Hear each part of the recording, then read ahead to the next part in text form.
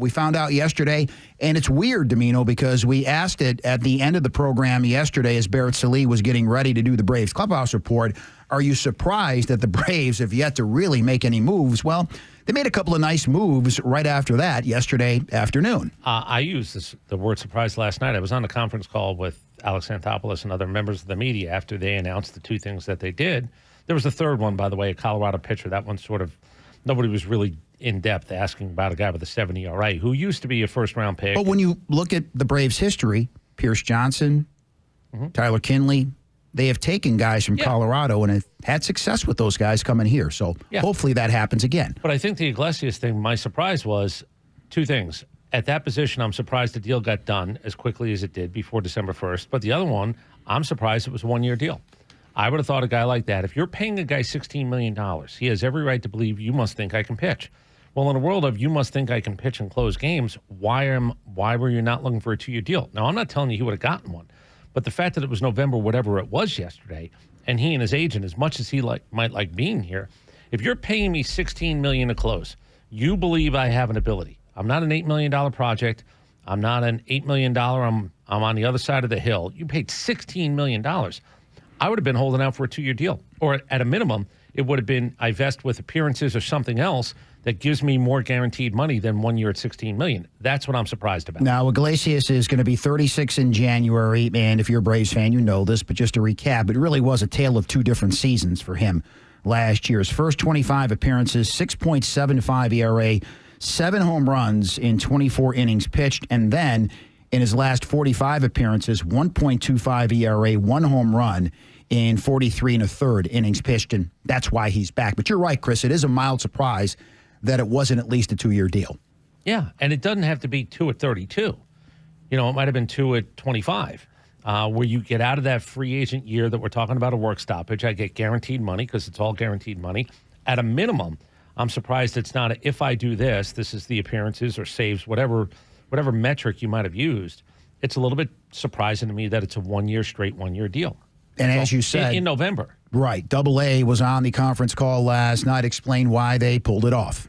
At the trade deadline, our offseason started at that time. So that was one of the discussions we had of, do we want to bring this guy back? What are the alternatives and so on? And we knew him well. We thought he'd had a rough start, but all the underlying indicators were good. And we wanted to keep him for the durability aspect. He's a phenomenal teammate. He's a great fit. We just know him so well. So he's your closer. Barring anything completely unforeseen. He's your closer. Yeah, it's one box checked. And it's a 1-year deal, which is what Alex Anthopoulos really does like. I think the Braves ended up on the right side of this deal. Now, that doesn't mean he's not going to struggle. That doesn't mean it couldn't all fall apart by July. You go, oh, my God, he's 36, and boy, does he look it. It could all happen. But you at least check the box of not having to hunt and fish for the closer. He's done.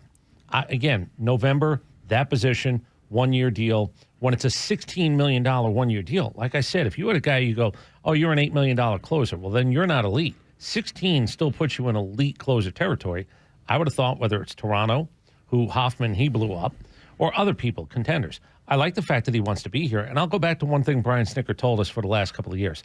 Nobody in his history around baseball, 50 years, he said over and over again, nobody has made themselves more available as a bullpen arm than Iglesias. Nobody. Not in 50 years has he had a better teammate, a better he can go.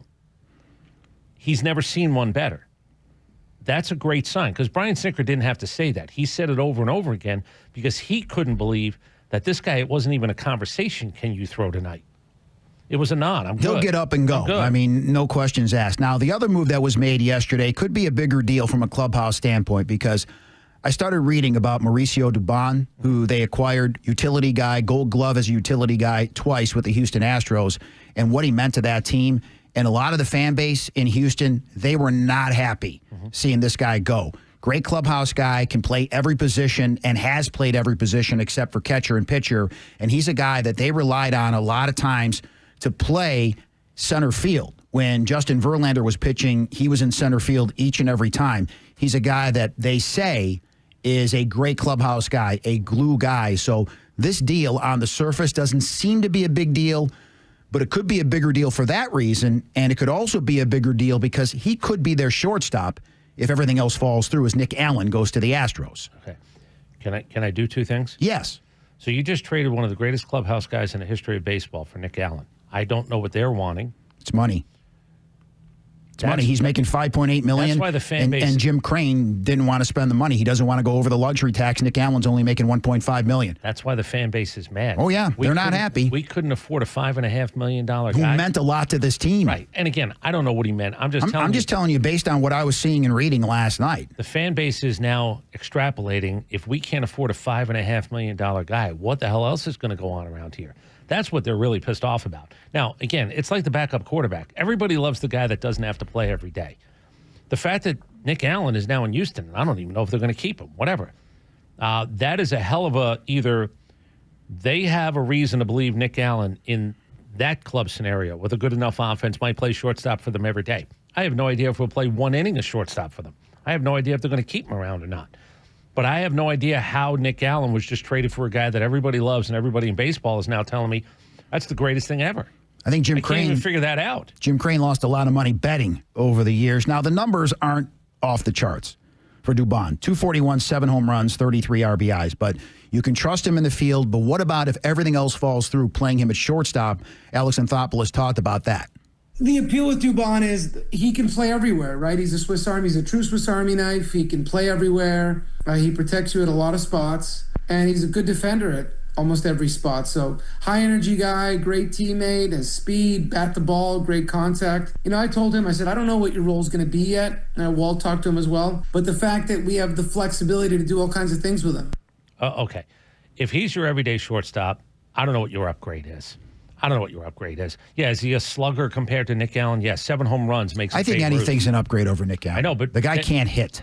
But this is not, when you say shortstop, not my words, Alex Anthopoulos' words. Worst case scenario, they still want Ha-Seong Kim. Obviously, they're still pursuing him. Right. But at what price? But you can't come back and say this is our upgraded shortstop. You can't tell me he's a great guy. We just upgraded shortstop. Really? Like, if you're making shortstop a priority, so what you're saying he's not is, the guy. What you're saying is, if he's better than Nick Allen, that's not saying much. Thank you. Like, okay. I don't want to understand. Right. Like, what's the bar? I'm reading between the lines here. Now, if you want to tell me, and by the way, I love the idea that he might have multiple gloves. If you realize that Profar maybe in the 8th or 9th inning, after he gets his last at bat, maybe this guy can actually go in and play a little defense.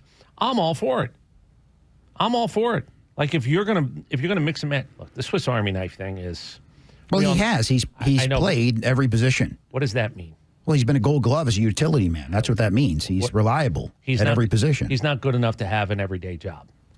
That's what it means. It's a great piece to have, but let's again. This is an old school guy. There's not a lot of guys that do this anymore. You used to always have that 1 or 2 guys. Love it. Every team had the one guy especially that played all over the place. He's that guy. Yeah, love it. He's a throwback. But nobody's going to tell me that this is your shortstop every day and you go, look at this. Well, I'm not going to say good to go. This is your championship move, but it's nice to have a guy like this that I think is going to be a guy that in the clubhouse at least has some personality. How about this? You know what I mean that in a good way. You know what I would ask? Before Martin Prado had a job every day, I loved Martin Prado. Martin Prado was such a luxury, and then he played his way into being an everyday player. But if he's young, Martin Prado light, no downside.